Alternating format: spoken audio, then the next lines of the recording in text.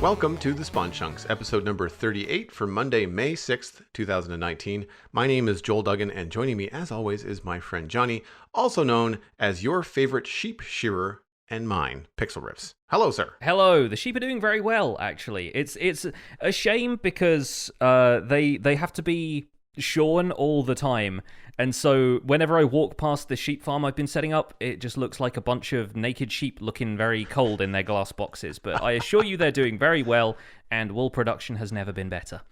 I like the sense of RP. I want to make my sheep shearing farm in a winter biome to emphasize the naked sheep. Just make them look real cold. Yeah. Make the audience feel really sorry for them when I walk past. Yeah. We're going to get into what you have been doing this week in Minecraft in just a minute. I have not been doing anything, so I've got nothing to really add. I've been busy doing adult stuff, and I was actually at a podcasting conference this Saturday. Might even get into a little bit about that in the post show for our render distance listeners. But speaking of our listeners, it is the first show of the month. May 1st was on a non-show day. So this is our opportunity to say thank you to all of our listeners. We are listener supported, both by Spawn Chunk members on Patreon, but also by listeners just like you, people that listen, that share the show with their friends, that share us on social media, and that contribute to the show via email and write in, ask us questions, suggest topics, suggest guests. And we have been blown away by the growth of the show in the last couple of months, and just always want to just come back and say thank you, you guys. It's and girls. It's just so fun for us to produce the show in our own time, knowing that there are dedicated people listening. It makes every minute that we put into this 100% worth it. Absolutely. And just seeing the community in the Spawn Chunks Discord grow, I know we talk about it a lot, but it's because a lot happens in there, and just like some very, very cool discussions coming up in the last, few days even, especially with 1.14 being the hot new release. Everyone's got their opinion, everyone's got their take, and it's been so good to create like a community that self-identifies as the friendliest corner of the internet. Whenever anybody new comes into the Discord, it's always great to see that. And yeah, it's been fantastic getting everybody's input, whether you're a supporter of the show or not. Like Joel said, it's great to get emails from people who want to contribute if they can't contribute financially. But yeah, for the folks who've been supporting us on Patreon so far, thank you. It is a pleasure to have you as always. Yeah, and I've also found that the Discord has become my source for a lot of news. There's a lot of information sharing, like maybe not necessarily like news that we read out on the show, but if you want to find out like, oh, hey, how is 1.14 working? Like how does this affect this? Does anybody know how this happens before I update my world? And there's enough people now in the community that ultimately somebody will be able to say, actually, yeah, I did that on my server, or like, I didn't care that much about my world as you care about yours, and I just threw caution to the wind and tried this, and X happened. And people can say either, oh, good, I'm glad to know that's fine, or ooh, maybe I should wait, thanks. Yeah. And it's good to know that kind of information is just available. And rather than searching through Reddit or searching through the internet, you've got a relatively, compared to like the internet at large, the Discord is a very small community, and the chances of you getting an earnest answer are more likely. The news is more curated when viewed through that lens. Yeah, no, I agree. It's very, very cool. So like I said, I have not been in game probably even for 2 weeks outside of messing around with 1.14 in a creative world when it dropped. So what have you been doing in Minecraft over the last little while? So aside from the sheep farm, which has gone very well, like I said, I've been messing around with some other new mechanics, like getting wither roses from a wither. That was a lot of fun. Did that for a survival guide episode. I fought the wither, but before I did that, I spawned in a bunch of... I say spawned in. I threw eggs on the ground until I got a ton of chickens.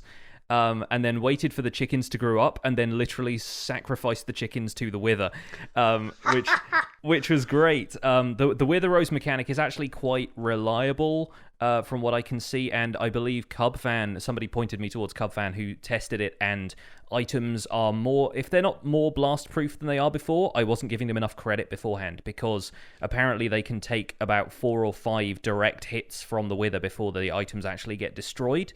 So yeah, not sure if they have changed that for this update or not, but even so, I was able to get about 20 wither roses out of just spawning in as many chickens as I could. I think it might have even been 20 chickens. Just at the end of a corridor, summoned the wither, ran to the other end of the corridor, ran back, all the chickens were dead, killed the wither, and got a ton of these new flowers. I'm not planning on doing anything intensive with them yet. I just wanted to demonstrate Suspicious Stew and the fact that these three new flowers are in the game for dyes, but yeah, it's kind of cool to know that it's relatively reliable, and there are already Wither Rose farms out there, apparently. Naturally, the Psycraft guys and folks like that the technical community is on it as far as making this stuff as convenient as possible, if your idea of convenient is trapping a Wither in Bedrock and funneling mobs in.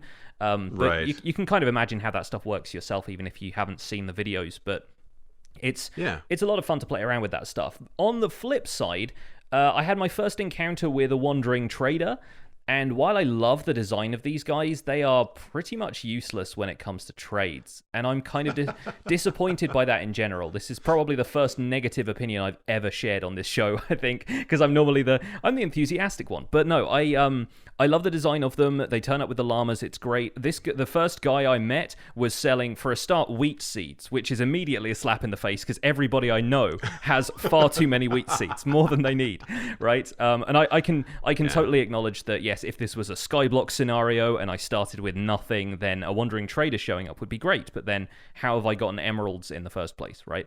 So yeah, there's a bit of give and take with that. But the second Wandering Trader I encountered was trading. What was he trading? Some coral and some red sand, some stuff that I was like, oh, okay, this is actually renewable resources now. That's kind of, it's nice to have the option to trade some of that stuff, which otherwise I would have to go out into the world and collect, and collect in the knowledge that that stuff was a limited supply.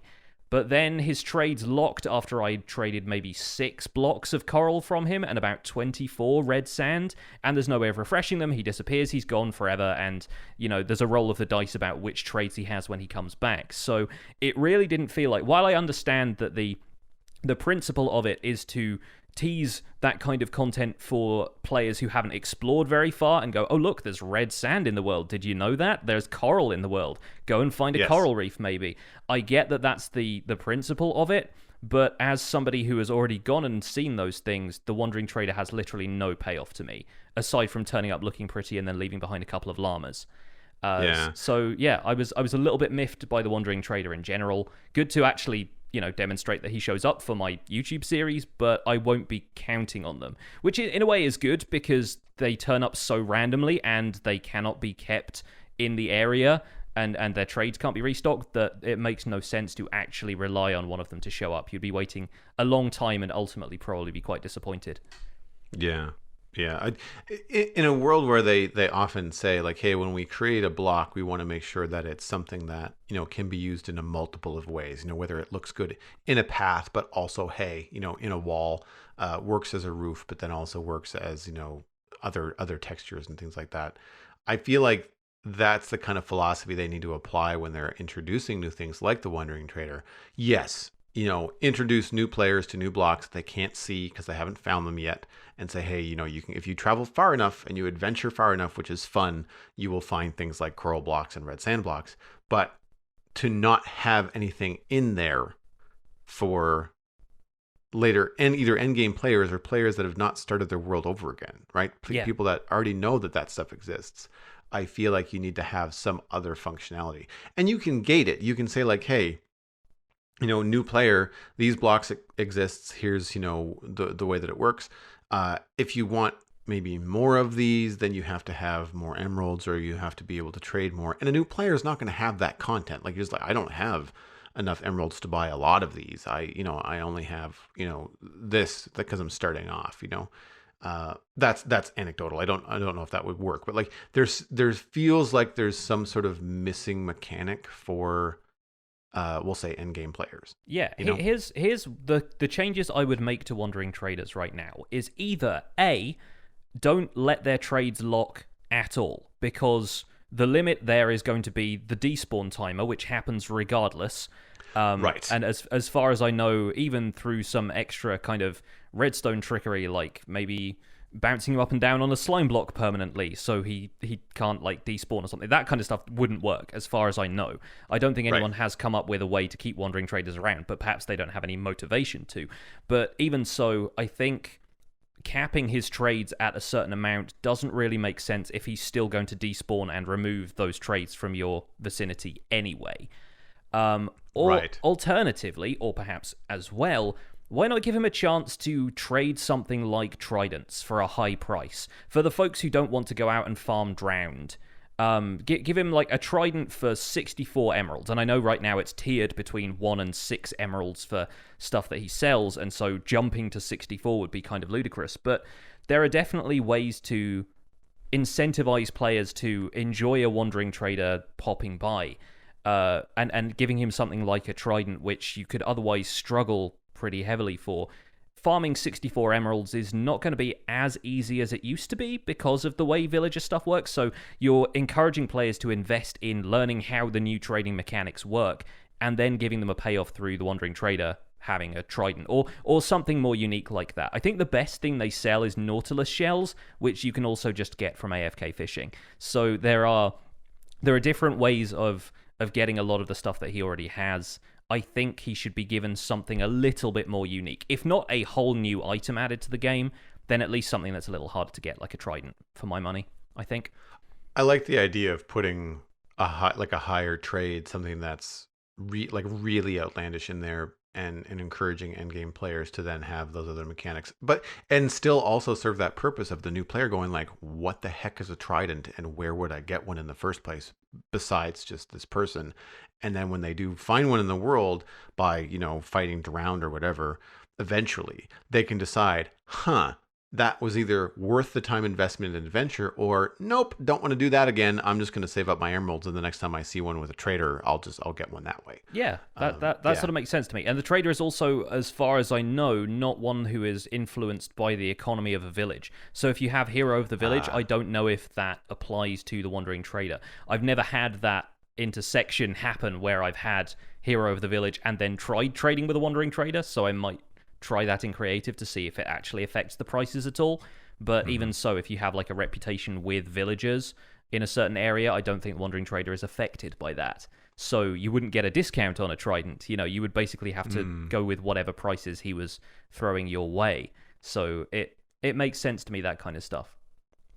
I don't want to say for sure because I don't remember my source, but I feel like I have heard that is not the case.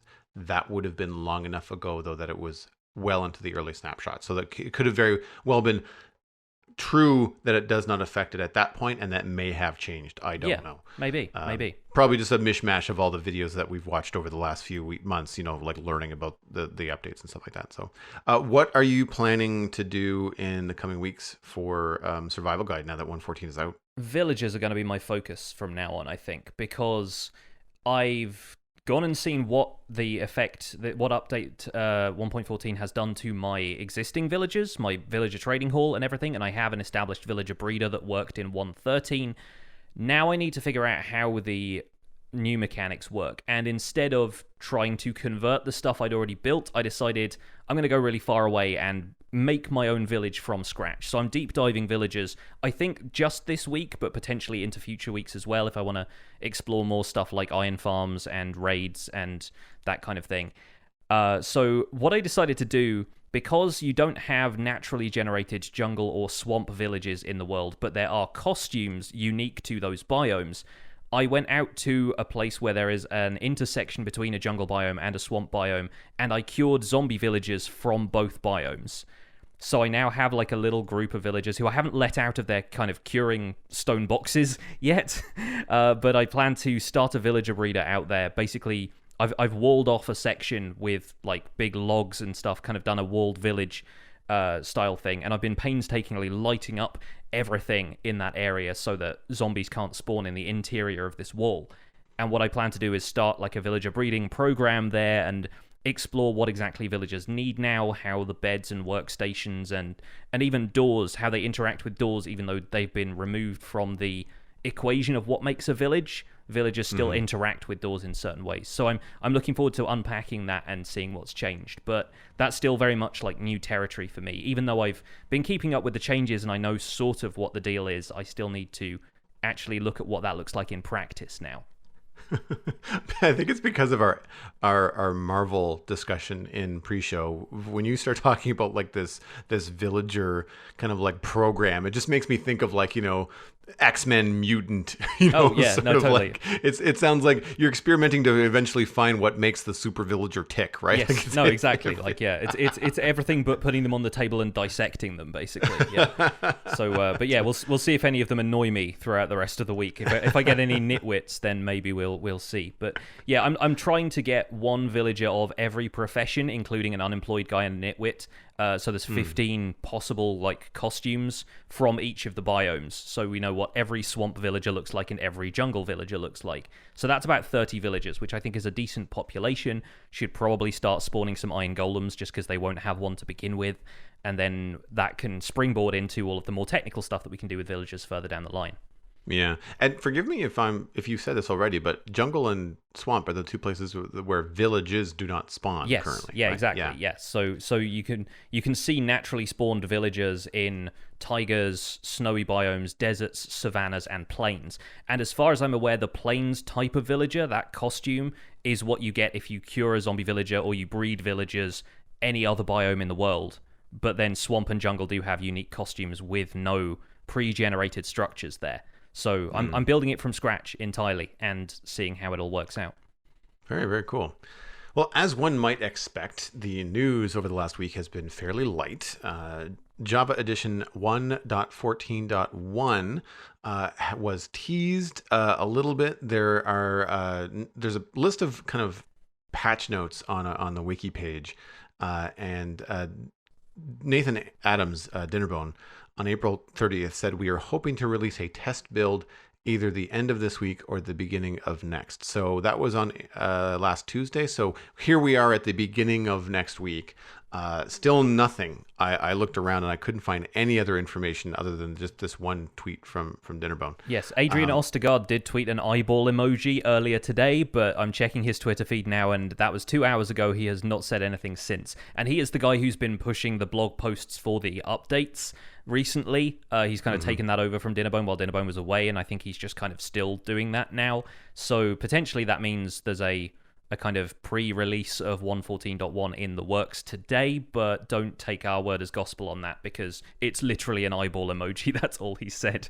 Yeah, I mean the translation is like, "Hey, watch this space." Exactly. Yeah. And the rest of the Minecraft community says, duh, that's what we've been doing. Yeah, no, we have been watching your space because all of these spaces in our world is the other thing we've been watching. Can we have our chunks back, please? But So and I wasn't aware. I knew about the chunk loading issue, but that is one of the last bugs that they list on this list. There's a large list of major bugs that are supposed to be addressed in this update. Things like hostile mobs not despawning at 128 plus blocks. Hostile mobs not spawning at all, lots of problems with iron golems and villages, and I was like, wow, like these are some large bugs. And we won't get into too much of the nitty gritty. I think we covered it a lot with Python last week in terms of, I certainly did with my disappointment in the 1.14 release. But they're working on it. They're obviously aware of a lot of the things that have to change. So if you are waiting for the update, as I am, it's one of the reasons why I haven't played, is because the Citadel is still on 1.13. Then just hold your horses and be patient, and I feel like we'll have more information probably in the next couple of days. I don't see them saying, later this week and early next being way off the mark. Yeah. Right? Yeah, and I would also encourage everybody who's giving feedback about this stuff to be kind, because I've seen a lot of particularly scathing criticism of this update, and while we all like to yell at these guys when they're, making changes to a game we all love, I think it's important to keep a little bit of perspective and remember that there are people developing this game. That's all I really need to say about the subject. But constructive. Exactly, keep it constructive criticism. Yeah. Did you see anything in the news this week that kind of caught your eye? Yeah, the Minecraft Twitter account has been up to some shenanigans, and we know that the 10-year anniversary of Minecraft first being published is coming up on May 17th, which is also my birthday, just going to say. Like, me and Minecraft share a birthday. I'm not saying it's fate or anything like that, but yeah, it's coming up, the 10-year thing, and the Minecraft Twitter account posted a cryptic tweet, which you actually managed to decipher before I really got to it, because there was a picture of what was the original 1.9 promotional art for the End update. So Steve and an Alex player sort of flying away from an End city wearing Elytra. It was an edited version of it where they are now wearing both chest plates and Elytra, but the community couldn't quite work out if that was like artistic interpretation or if it was actually a hint that maybe future updates of Minecraft are going to allow players to wear both Elytra and chest plates consecutively. But the caption that accompanied this was, the end never yields enough adequate resources, sadly. And to me, this read like a cryptic crossword clue or an anagram or something. And so I was trying to decipher it. And then I put this in the show notes, and then you were like, yeah, that if you take the first letter of every word, it just spells 10 years. And I went, oh, that's potentially all it is. It's just them kind of going, okay, there's a 10-year thing coming up. We've got some plans. But a lot of people noticed the fact that this is highlighting the End in particular and actually saying something about the End as if to say, like, we're not happy with how the End is right now. And they're thinking, are some of the dimensions going to get an update? Is this them hinting at what Minecraft 1.14 might be like? Also, if Minecraft 1.14 is going to 1.15 rather, sorry, is going to include the functionality for the smithing table and so forth, does that mean that the players wearing Elytra and chest plates is actually a thing that's going to happen? Because they weren't wearing the chest plates at all in the original art. It was just Elytra. So interested in that. But I like the fact that they're pushing people towards like, oh hey, we've got a 10-year thing coming up. We have something planned. They're not just gonna randomly drop something on us. Yeah, this wasn't something that really rose to my list of like, I care about this deeply. It's sure, yeah. It's a kind of a pain in the butt if you're doing anything difficult in the game that the Elytra replaces your chest plate. But I've always thought that was meant to be the trade-off. Is it's like, if you want to fly around, then you're going to be super vulnerable when you do so. And it's like, all right, fine, makes the game a little bit harder. I'm okay for that now that I'm better at the game. At first, I did find it very troubling. Yeah, I died a fair bit when I had Elytra, and I still got them back. But it was one of those things where like, how did I just buy it? It's like, oh, I don't have a chest plate on. That's why that skeleton owned me on normal mode. And it's like, well, I don't understand. I will say at first I thought, I don't really care about the End or an End update. So I'm not sure why people are so, grabbing onto the literal translation of like the End doesn't yield any adequate resources. And it's like, yeah, of course it doesn't. Have you been there? It's like 3 different blocks. Yeah. Like, of course there's nothing. I'm exaggerating. There's more than 3. But it's a lot of Endstone cheese. Like, it's just a lot of the same stuff. And them saying like, well, we're not satisfied with it. Of course you're not satisfied with it. It's pretty dull. But then I thought, well, wait a minute, backtrack. I have on the show before mentioned like I would much prefer incremental updates. I don't think that they need to wait for an entire 1.15, 1.16 to do updates like add new blocks. And the End, despite not being the popular choice, many people would say the Nether needs more love. Many people would say caving needs more love, and mining in the game needs to be made more fun, and those things need more attention. I would argue that the End is probably the easier update to make, which would give new content to people sooner. It hasn't actually... The Nether has had an update more recently than the End has. Everyone kind of points to the End and goes 1.9 because End cities came out and Elytra and everything like that. And then in 1.10, which was the update that also introduced, I think, Woodland Mansions, that was when the Nether got this overhaul that introduced magma blocks and started Endermen spawning there. So it didn't necessarily get new structures, but there were a few additions which have now come to bear on future versions. Like magma blocks are now used in bubble columns and generate in the overworld and that kind of thing. So in terms of like the order in which you would expect them to update things, maybe the End is actually kind of next in the list. It's kind of cycled back around to being the thing that's at the forefront of their minds.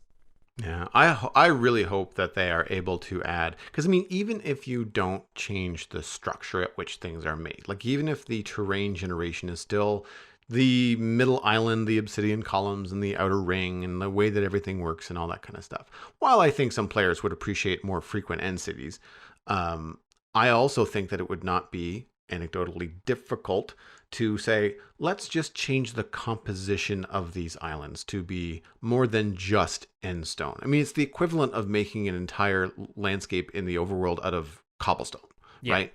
It's boring to look at. It's a pain in the butt to mine, and you can't or don't really use it that often in anything else. Um, so if they had if they changed what those end islands are made of, like imagine if there are 3 and 4 different things. What if there's a new mineral? What if it becomes exciting to mine through an island and hope you don't mine through the bottom of it, right? Like Yeah. there could be some excellent gameplay added in there simply by changing the composition of the ground that you stand on. Absolutely. So yeah, so I'm choosing a positive, kind of vibe on this. At first, I was just like, "Oh God, another cryptic tweet!" Like, come on. But if they do go this way, then I think it could be kind of fun. And again, I can see something like a 115 being a combat update and saying, yeah, that needs to be a full version. That affects tons of stuff and tons of players in many different ways. But updating end blocks is something that could be a 14.2, 14.3. Yeah. Like it's something that we could have in between. And I think that, pardon my hubris, Mojang would be smart to have some incremental fun worthy updates between 114 and whatever happens next. Sure, yeah. And lest we forget, by the way, 1.9 was the combat update. That's what the 1.9 combat is what everybody talks about when the change happened. But I feel like that in itself, while it's still a contentious issue, might have also been overshadowed by the fact that the end got an update then as well. So this is sort of harkening back to that in an interesting way. Two things I would personally implement somehow about the end. For a start, one, there are actually biomes within the end islands. Believe it or not, if you hit F3 when you're walking around the end, it changes from area to area. You have end barrens and end highlands, and they look virtually indistinguishable from each other. It's not even like chorus plants spawn in one area but not the other. No, they look virtually identical, except maybe one of them is slightly more hilly than the other, but you wouldn't notice because you're just going through it to get towards end cities. So maybe they can do something with that, like you're suggesting, with additional blocks maybe spawning and like making the landscape a little bit more interesting than just barren moon rock everywhere. The second thing I would love to see them do with the end is actually enable player transportation in a better way. Like have a portal system like the Nether or something else like that that allows players to get back to a specific location and continue from there if that's where they left off their last exploration of the end, instead of requiring everybody to go out from the central hub every single time they visit. I've actually had a few people ask on streams and in videos recently, what happens if you build a nether portal in the end? And the answer is nothing. You light an obsidian frame and it just gets set on fire. No portal pops up or anything. But if there was a way of traversing the end permanently that actually made it possible to get back to an area, then you can have people building bases in the end in a more sustainable way, and it doesn't take, 12,000 million blocks of flying to get back to the place you last were. I feel like that would be an improvement. I have no idea how they would implement that, but I would kind of like it to happen. Yeah, I feel like there could, I don't know, I feel like there could be some way of connecting it with the end gateways, because there's 20 that spawn around the dragon, and unfortunately when you're dealing with the radius of the end islands, even if you go, if you go at 12 o'clock and then the next tick over, whatever that number, you go from end gateway number 1 to end gateway number 2, the end result on the outer ring is still like really far away from each other. And so if there was a way to kind of like pinpoint that or do something with it, and there's a system there, they would have to change the way that it works, but I can't think of anything either. But yeah, the idea of end highlands and end, barrens and stuff like that. That to me is really interesting. You could end up with the kind of floating island look that people try to achieve in, creative builds and in modding and stuff like, Biome Bundle and things like that. That could be really cool.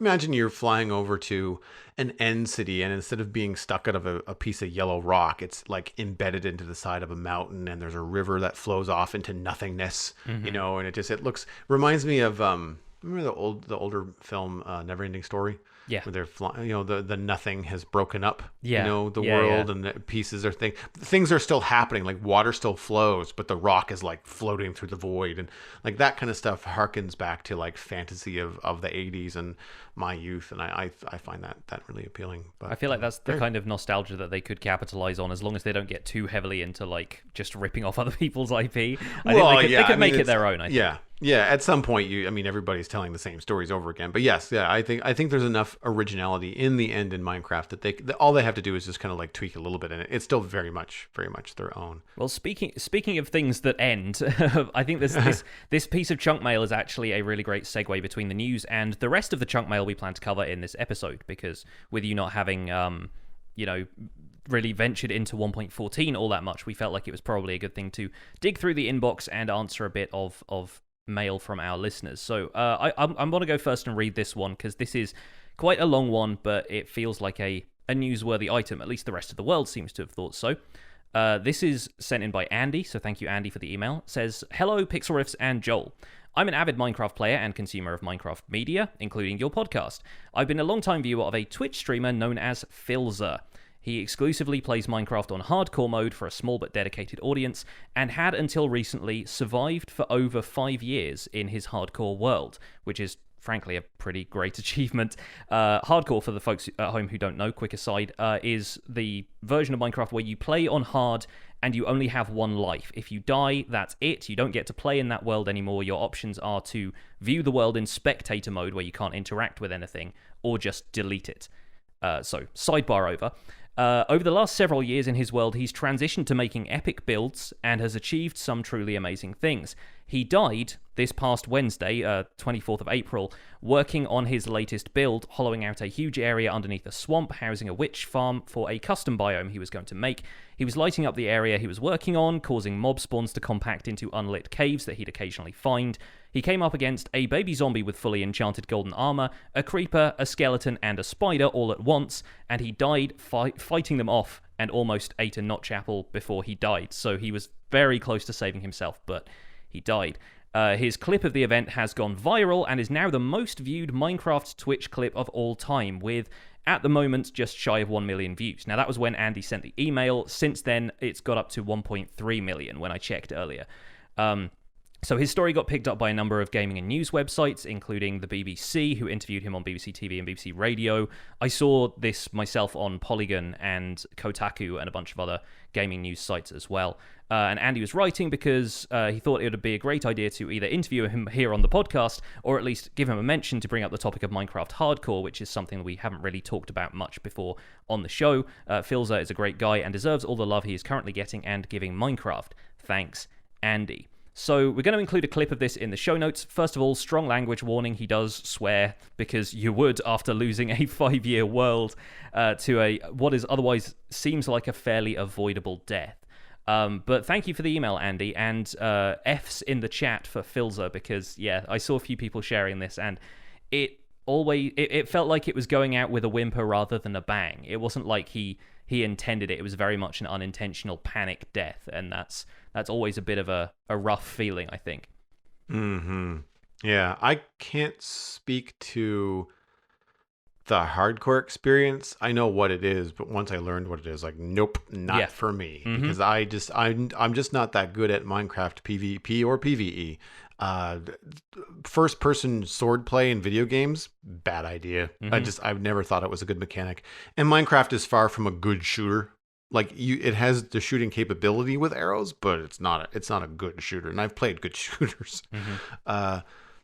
I feel like one of the nice things about Minecraft being a sandbox game is you can play hardcore mode if you want to, if that's how you want to play, you can. I've never seen the appeal. Yeah. The risk versus reward just does not seem to be there for me. Stuff like this is why I don't play hardcore, because I get so invested in stuff, and of course the longer you play, the more you've got to lose. Looking at the Survival Guide series, my first death was after I just finished building one of those bubble column guardian farms. So I filled out a 58 by 58 block area with soul sand, placing the blocks individually, dealing with guardians the entire time. I set up the kill mechanism for the guardians, a bunch of them shot me, and I died.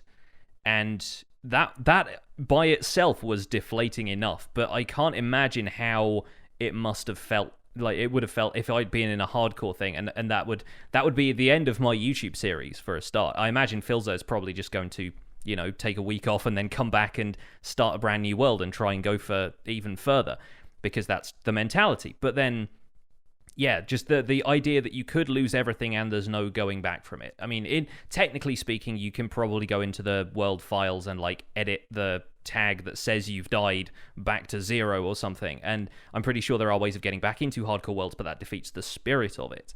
Yeah, my question was going to be like, could you not use some map editing and stuff like that? And, you absolutely can. Copy your chunks over into a new world and just like, well, I died. I'm not saying I didn't, but now this is no longer a hardcore series. This is just me playing in survival because I put 5 years of work into this and I don't want to start over. Yeah, absolutely. You can do that for sure. I'm pretty sure there are tools that exist, or even just a text file you can edit that will change that. But yeah, it's an honor thing ultimately with hardcore, and I've always seen it as a good mode to have like PvP tournaments and stuff in, because it feels more realistic. Once you're dead, you're dead, kind of you're thing. Dead, yeah. Yeah, and so it makes a little bit more sense to me for tournaments like UHC, where you have a 2-hour window and a world border shrinks around you, and eventually it just leads to a battle royale style deathmatch. But then as a survival world, like playing the way that I do, I don't think I could handle it. You have to be so well prepared for eventualities like this. And the fact that he's done this for 5 years alone is a pretty remarkable achievement. And I believe that's just, the world record at the time for, however long somebody has kept a hardcore world for. I mean, 5 years, lest we forget, is half the lifespan of Minecraft at this point. And I don't know if he'd updated to 1.14 or anything. Like, I don't know quite what he was doing there, but you've kept a world around for 5 years. That's longer than I've been playing at this stage. So it's a pretty monumental effort. Twice as long as I've been playing. Yeah. But I feel like the appeal with hardcore is always that lingering threat of permadeath. It's the same thing that motivates people who play stuff like Dark Souls. It's the glutton for punishment approach, where like you're fending death off for as long as you can, but you know somehow that it's going to be inevitable, and you have to approach that kind of gaming with that sort of mindset. Either that, or you end up getting cocky. You're just like, well, I've become invulnerable now. I've been doing this for 5 years. I'm never going to die. That's it. And looking at his armor bar was the funniest thing, because I think he was wearing Elytra and he didn't have a chest plate on. And I saw the armor and I was like, okay, so for a start, he's not as well defended as he could be. And there's a few things that, like, you're always going to look at that stuff and go, okay, you could have done this, and this so much better. But in the moment, it's all just going to happen so fast. Yeah. And especially because of the mobs on hardcore are probably like trucks. Like, that amount of mobs is serious trouble. Mm-hmm. Whereas you and I running into that in regular survival is just like, man, whatever. There's like 3 or 4 mobs here. Like, it's not, I can't be a noob, but I can, if I pay attention, it's not going to be a difficult situation to get out of. Yeah. But I still don't like baby zombies. They will still tag me at least twice before I hit them. It's not like I get out of there with, 8 or 9 hearts. Like, I'm usually down to 6. Like, it's just because I can't hit them. I have that issue. And while spiders never hit hard enough to do any damage to me, I can never tag them before they tag me. Mm-hmm. There's just something about the spatial relationship in Minecraft to where that spider is and the hitbox is that I just can't seem to grasp in the first person. Yeah, just does not sit. The other thing, the other thing is it's an indictment of the fire aspect enchantment as well, because he had fire aspect on his sword. He set the baby zombie on fire, then the baby zombie set him on fire, and so that's why I don't play with fire aspects. A few people have said, like, what if you want to cook steak or whatever? What if you want easy access to like cooked beef? I smelt the beef that I get. It's not a big deal, and it seems a little bit safer than having mobs be able to like speed up to you and set you on fire. Yeah, and faster now that you can smoke it instead of exactly. instead of putting it in a furnace. Now, I want to be very clear. This is a little devil's advocate and is aimed at hardcore in general, not at Philza specifically. Mm-hmm. But out of curiosity, how much of playing and streaming hardcore do you think is motivated by the attention that your eventual death will get? Oh, I imagine it is something like that. Yeah, I mean, I have dabbled in hardcore in the past when I did a brief kind of like Dragon Rush kind of game when 1.9 came out, because I wanted to be like, let's do the game in one stream, kind of from start to finish. Let's start a brand new world, find Stronghold, kill Dragon, and do the new Dragon fight as it was at the time, because it was new to the PC version. And so I did that in hardcore, and there were definitely several people, including one of the moderators in the chat, who were like basically cheering on my death. And like a crowd gets behind that stuff for a bit of fun. They don't necessarily want to see you die, but they want there to be tension. And if you're an incredibly careful player, and if you're kind of just staying out of any kind of confrontational situations like that, then yes, there's going to be moments where people are going to get bored, and so to ratchet up the tension and excitement, then obviously you want to put yourself in risky situations. But I can't imagine how many moments there have been over the last 5 years of him playing where there have been issues like that he's just been able to get around. And I haven't taken a look at the guy's YouTube channel, but I think he probably has a few clips on there that are like, brushes with death or something like that. And Almost, we'll see. Yeah, the surviving by the skin of your teeth sort of thing. I've watched some streamers, and I'm blanking on the names right now, unfortunately, where they're playing like not necessarily a horror shooter, but it's a shooter where the punishment is not permanent death, but if you can't pass this section, then you get put back a fair way. Like it's not like it's not just a room that you have to clear. It's like, oh no, now you have to go and do this entire hallway again, and the game is such that the AI of the bad guys is not wholly repetitive. So like the person at the end of the hallway is not always in the same spot. Like it could be a different bad guy, it could be a different location, that sort of stuff. And for whatever reason, that person's most recent save has them at lower health than I ideally would like to be at to handle this challenge. And so you start to see how carefully they progress. When they finish a section and they know that they're in a place where they can take a breath, you'll see them kind of like, okay, and engage with the chat room. It's fun. Like I can see the draw there. I can see the draw there. I think the disconnect that I have is that in Minecraft, I've done so much more. It's not just my hallway of traversal as my loss. It's everything else. That because I get mad when I die.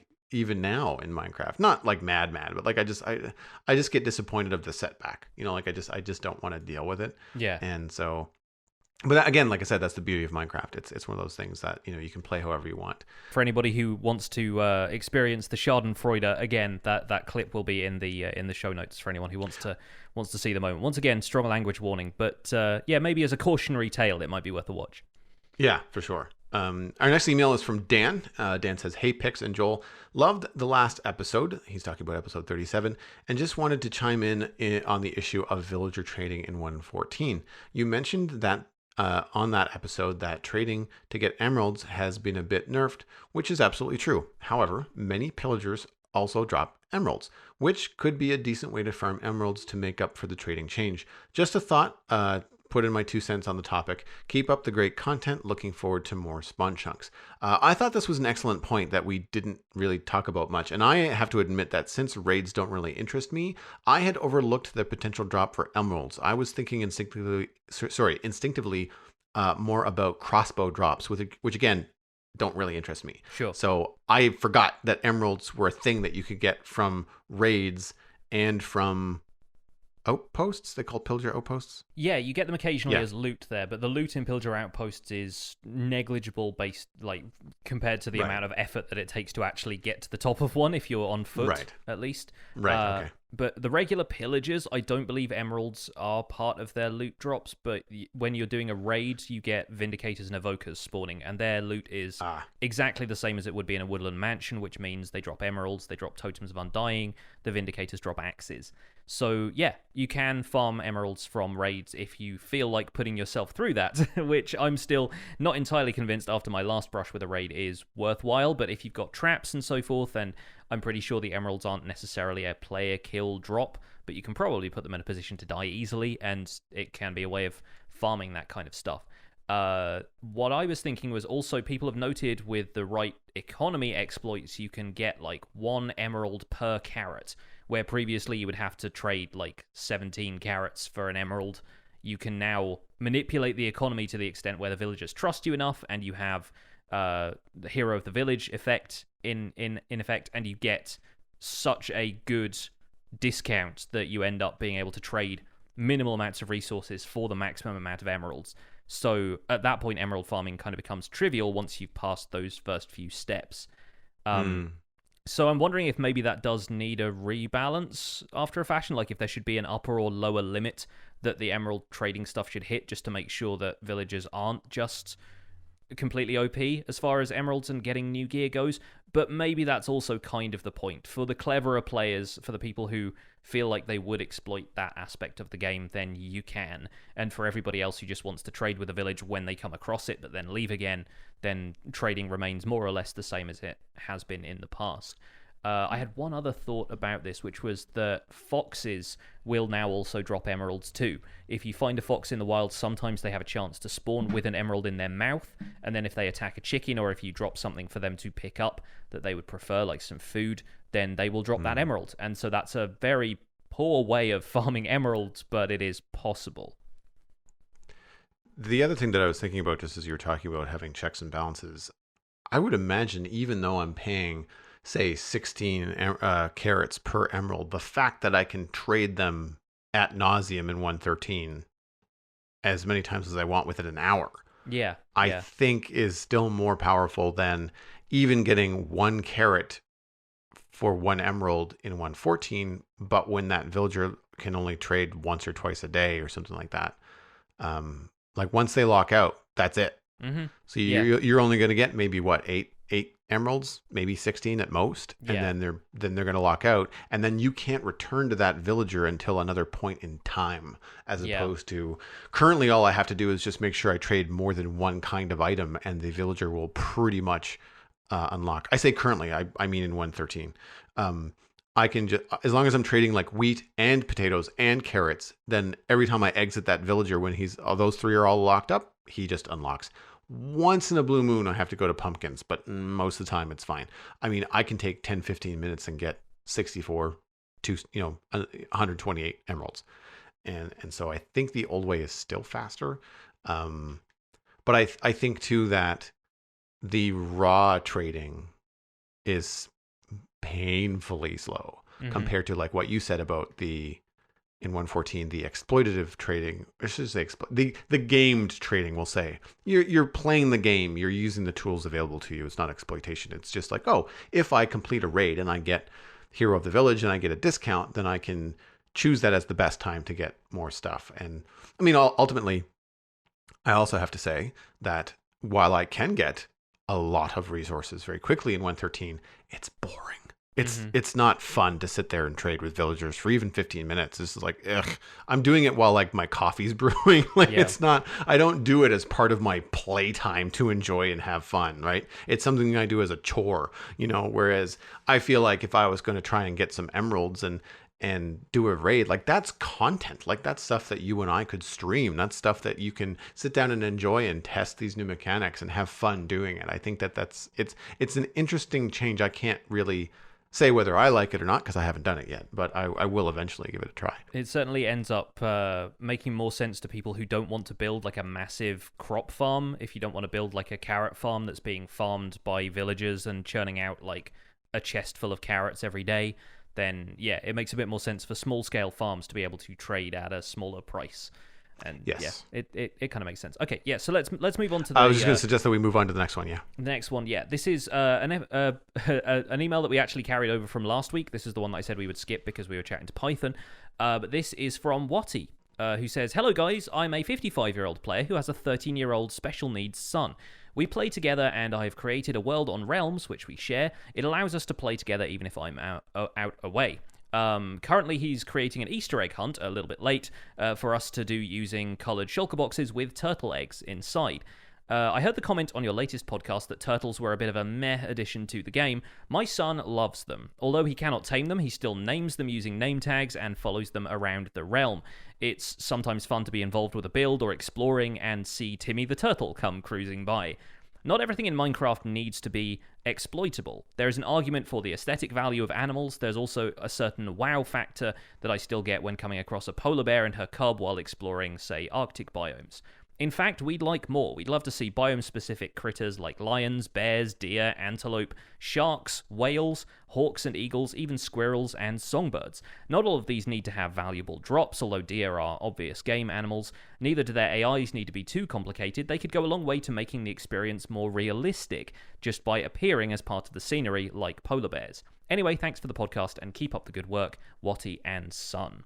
Thank you so much for your email, and this is in reference to a discussion we had a couple of episodes ago, so we are coming to this email a little bit late, but we tend to look at features like this from a practical use, Joel and I, rather than the playful uses of them. And I mostly play single player, so I don't have anybody to set up a scavenger hunt for. But that does sound like a delightful way to spend an afternoon with family. So I hope you guys enjoyed your Easter egg hunt if you've done that already. I agree. And I think that in some ways, now that the podcast is getting on, new listeners may not know that we've touched on things like ambient animals and songbirds and stuff like that before. I think the issue that I have with turtles, it's less that I don't dislike them, but I think that a good parallel to draw is, say, turtles and dolphins. Dolphins were presented as they don't drop anything, they swim around, they chirp, they look cute, they really add a lot to the environment. And hey, if you're around them, they'll give you what's it called? Dolphin's Grace. Dolphin's Grace. And you swim really fast. And it's fun. Turtles, however, were presented as you can breed them, you can interact with them, you have to protect their eggs, and then you get these scoots that you can turn into a turtle helmet and all this kind of different stuff. Now there's also, is it the slow motion potion? The potion of slowness? The Turtle Master Potion, yeah. Turtle Master Potion. So there's all these different things that they do. And it was part of the marketing, as part of the features. It's you can interact with and do all these different things with turtles. I don't feel that the level of effort to do that equals the amount of fun that you would get out of it from an interaction standpoint, forgetting the fact that turtles kind of look pretty when they're swimming around in the water. Mm-hmm. And I think that's where my turtles are kind of, meh attitude comes from, is that they were set up to be more than, the expectations were set higher than they were delivered. Whereas I'm perfectly fine with dolphins. I think they're great, but they weren't advertised to be anything else but what they are. And sure. And I think that's kind of where I land on it. But I really appreciate the email reminding everybody that's hey, there's a lot of different ways to play this game, and none of it's right or wrong, right? And it's great that you can do that with family as well. I think that's one of the things. One of the things I love about hearing other people's stories about how they play and playing with friends and playing with family is just the reminder that this game brings people together in a way that a lot of other games maybe don't. I think a lot of other games tend to get very competitive, whereas Minecraft can be competitive, but it can also be immensely collaborative in a way that I rarely see in other games. So it's very cool that you guys can play together and that your son's enjoying it. I wanted to offer a couple of recommendations since you guys seem to like your animals. There is a map that I believe was only out for earlier versions of Minecraft, and I think at the time only on PC. It might be on Bedrock now, but it's called We Are the Rangers, and it's an educational map with an environmental message about wildlife conservation in the African bush. But there is no harm in you going off script and just exploring the map, which has a bunch of existing Minecraft mobs reskinned as animals that are native to Africa. So there are elephants. I think you can ride those like horses. I may be wrong about that, so don't want to set any expectations, but depending on which mobs they've reskinned, then they might look very different. They are giraffes as well, there are rhinos, there are bees, there's a lot of stuff that's, part of the message of the map in terms of preserving endangered species and making sure that habitat stays viable for a lot of these animals, but it's also really fun to see what people have done with being able to inject a few different real creatures in. And if you just want to walk around that, it might be a fun map to explore. There are also mods out there like Mo Creatures, which last updated for Minecraft 1.12, and famously the horse from Mo Creatures is the one that ended up in the game. The guy who made the Mo Creatures mod made it way back and has been updating it since, but he was hired to make horses for the actual vanilla game.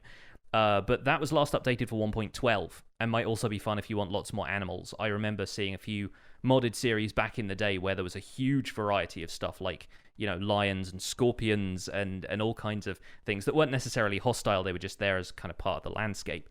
So might be worth looking into mods if you want to have a bit more animal exploration and you're frustrated that Minecraft hasn't added more stuff like that in the vanilla game.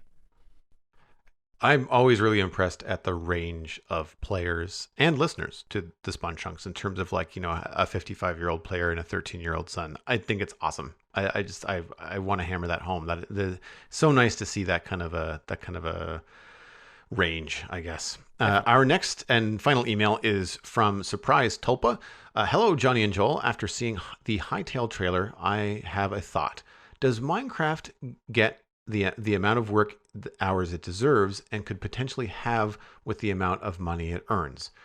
They go on to explain Minecraft raises as much money as most AAA games, but the second best selling game of all time. But if you compare it to Witcher 3, GTA 5, for example, Minecraft lacks a lot of content, polish, stability, etc. Don't you think Minecraft would be a way better and wider game if a AAA studio like CD Projekt Red or Rockstar would develop it and put the money back into the game? I feel like, I don't know, at this point, I'm going to say no. I don't necessarily think that Minecraft being developed by a AAA developer you wouldn't have the same game. You're going to have a little bit more, I think, input on this, Johnny, than I would. But from my experience, I think we would get much fewer glimpses into what's going on. You would get a version of Minecraft, and then you would be stuck with those features for 2 to 3 years until they came out with another version. And I think it would be developed in a can. I don't think there'd be nearly as much of player interaction, snapshots, that kind of stuff. Yeah. There was another comment in the email about how Hytale looks like Hypixel's attempt to bring a game in broad scope as Minecraft, but then again, Hypixel's not a AAA studio either. We've mentioned this before on the show, and that is that any competition in this space eventually will be good for Minecraft players. So I welcome whatever Hypixel and Hytale is going to be. I think it's going to drive better gameplay and better content for everyone that likes both games. Yeah, I think one of the things to put it in perspective is that Hytale is being developed now, whereas Minecraft was originally developed 10 years ago and has tried to remain the same game, at least spiritually speaking, in terms of the way players interact with the world. Obviously, new features have been added over time, but if Minecraft was developed now, the graphics might look completely different, the engine might be different, it might have been coded in a different language. There are things like that to consider. When Hypixel make a feature-rich looking game like Hytale, you've got to realize that they are doing it 10 years on from the decade in which Minecraft was developed. I think a lot of the wow factor of Minecraft and part of the original selling point of the game, at least initially, was that it was developed by one guy.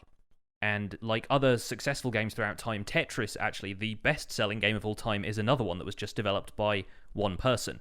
And obviously, teams are built around these giant games later, but when, say, like Microsoft acquires Minecraft, the reaction from players was, well, Minecraft is screwed now because these giant corporations always acquire this stuff and then run it into the ground. Smash cut to today when somebody is asking us, don't you think a AAA studio should pick up Minecraft and make it better?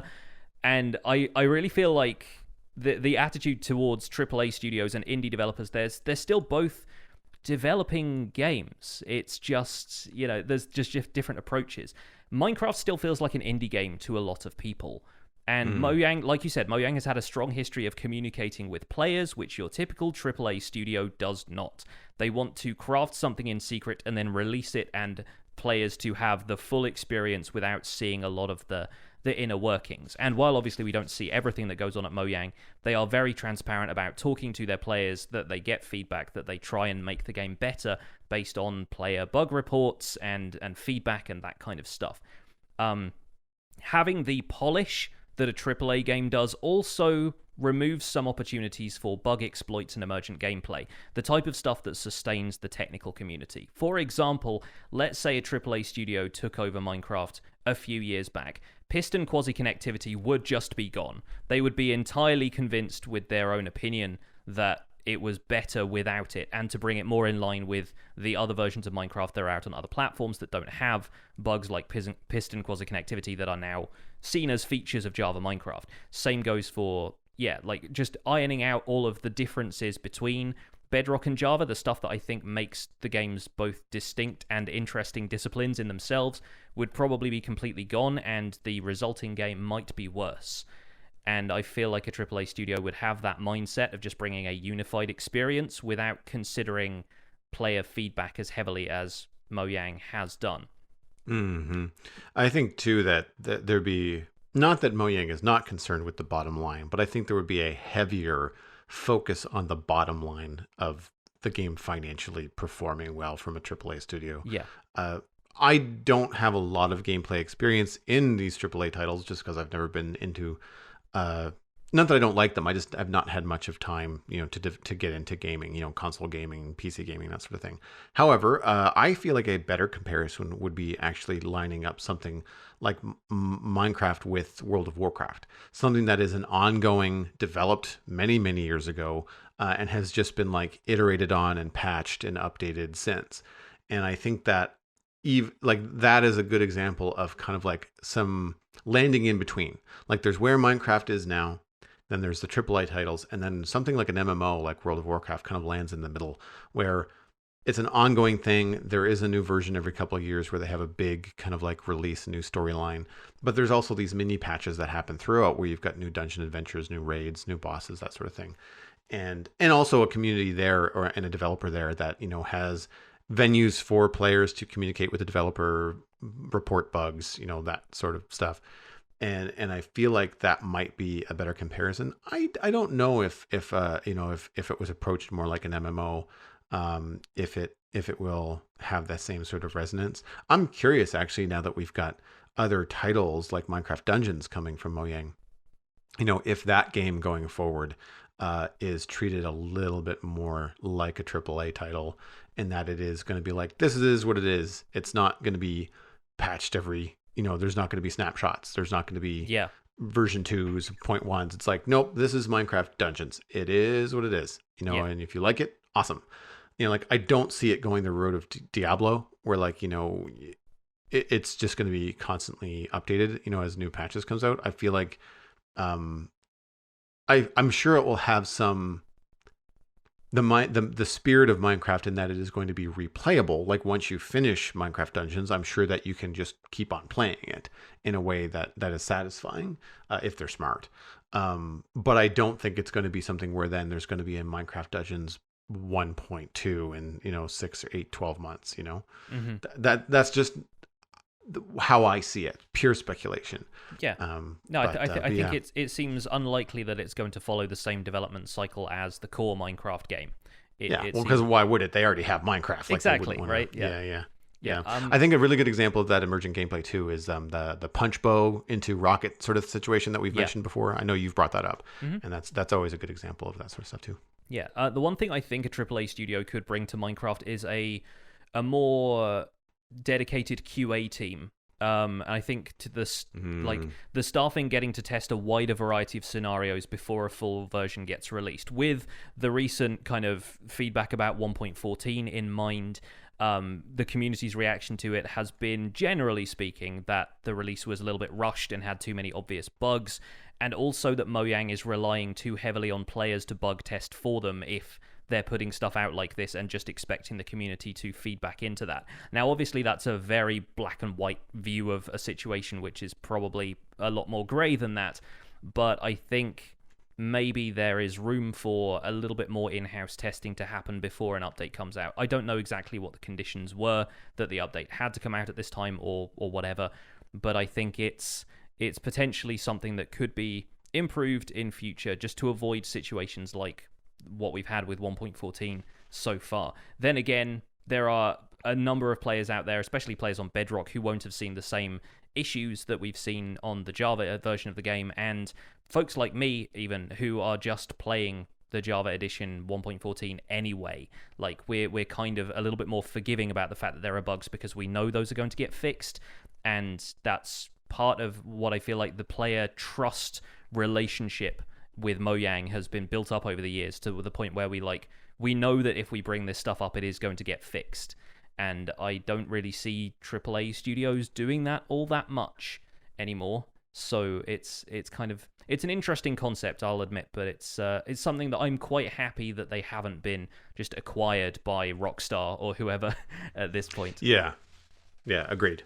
All right, that's probably going to do it for this episode. We've had a bunch of chunk mail today, and thank you all for submitting it. We will continue to read out chunk mail as the episodes go on, including from now on in the render distance, because our patrons have absolutely smashed our latest milestone goal, where we were going to do a chunk mail dispenser for emails specifically from patrons where we can in the render distance. So that is coming up. Don't forget to tune into that if you are a patron of the show. But that's going to be it for this main episode of The Spawn Chunks.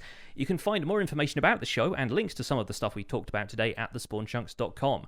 The music for the show was composed by me, and here is the statutory plug for the aforementioned Patreon. We are a listener-supported podcast, as Joel mentioned at the top of the show, and if you get some value out of listening, why not consider putting some value back in? You'll also get access to bonus stuff, like the render distance. You can visit patreon.com/thespawnchunks to join our community. Pledging at any level will get you an invite to our patrons-only Discord chat, access to the pre- and post-show, and if you are a little bit more generous, you'll find yourselves getting a few more rewards out of it as well. You will also get us closer to our next goal, which is a live recording day. Not only will the Spawn Chunks recording day be completely paid for, as far as two professionals doing like a full day's worth of work on a show, but it will also be something that you can tune into live on Discord as a patron. We will hop into a public voice chat instead of the private call that we currently do, and you'll be able to listen in as we record. It's not going to be something that the community can contribute to the show as it's happening, but you'll be able to just pop in with your microphone muted automatically and listen to the show as we record it. No pressure, and it's always going to be at the usual time we record it, but it's going to be a fun goal to hit, and it'll be interesting to see if the show evolves from that point. Speaking of evolution, we have currently reached 104 patrons on our Patreon page, which is absolutely fantastic, and we want to give a special thanks to our content engineer patrons, Pajitos, Pankwa, and Yitz, for their support on this episode. Spreading the show around with your friends is the easiest way to support it. You can share us on Twitter and Instagram at The Spawn Chunks, but a personal recommendation is by far the best way to share the podcast with your friends, server mates, and other places that you talk about Minecraft. This is where I tell you to poke a friend in the arm. Hey. I have had a number of people sending me proof. I think it's fantastic. It's a fun little meme. So again, if you've enjoyed the show, please tell friends about it. That goes in a very, very long way. You can reach the show and contribute at thespawnchunks@gmail.com. I want to emphasize that we get a lot of email. We cannot reply to all of it. We can certainly not involve all of it in the show, but we do read all of it. And I am very often throughout the week forwarding emails that I think are important to Johnny and saying like, hey, look at this one. We might want to put this in the show. So it is always read and it's always appreciated, but I've gotten beyond the point where I can even reply to everybody. It is a delight to read them as they come up, though. And yeah, we try and work them into the show where we can. We can save stuff for the future. The wheels are always in motion in the Spawn Chunks inbox. Yes, absolutely. And it's a pleasure to read them. So keep them coming. Subscriptions are available on iTunes, Android, Stitcher, and Spotify. Those are all just completely free, easy to find. Just search for the name on your favorite podcast platform. The RSS feed is linked at thespawnchunks.com if you're a bit more technical. And if you want to get the render distance, which is the extended version of the podcast, you can only do that via the RSS feed on the Patreon page. My name is Johnny, but online I go by Pixel Riffs, and you can find most of what I do at youtube.com/pixelriffs, where I attempt to make sense of this crazy and wonderful game in a series called the Minecraft Survival Guide. I'm also the voice for the unofficial Hermitcraft recap, which you can find through a quick YouTube search, and I stream 3 days a week at twitch.tv/pixelriffs, where I do behind-the-scenes work for the Survival Guide series that I do on YouTube. Aside from that, I'm at Pixel Riffs on both Twitter and Instagram. Joel, where can people find you online? Everything that I am doing online is at joelduggan.com. If you're interested in hiring me, then just drop me a line there. You can also check out some recent handiwork of mine if you see the latest video from Logical Geek Boy. I did a YouTube avatar for him over the last little while, and he was able to reveal that, I think, this week on his YouTube channel. It was super, super fun. If you're interested in the other podcasts that I do the Citadel Cafe, usually weekly. We're covering Game of Thrones right now, so it's a little adult, but it is a good time. Comics Coast to Coast is on a hiatus, but there are a lot of podcasts in the archive there. If you're an artist and you want to go back and listen to some of those interviews, please feel free to do so. Everything else is just my name. I am Joel Duggan on YouTube, Twitter, Twitch, and Instagram. I'm going to point you towards Twitch because I'm going to be returning to doing some streaming this week. Thanks for visiting the Spawn Chunks. The world outside is infinite, but there's only one wandering trader.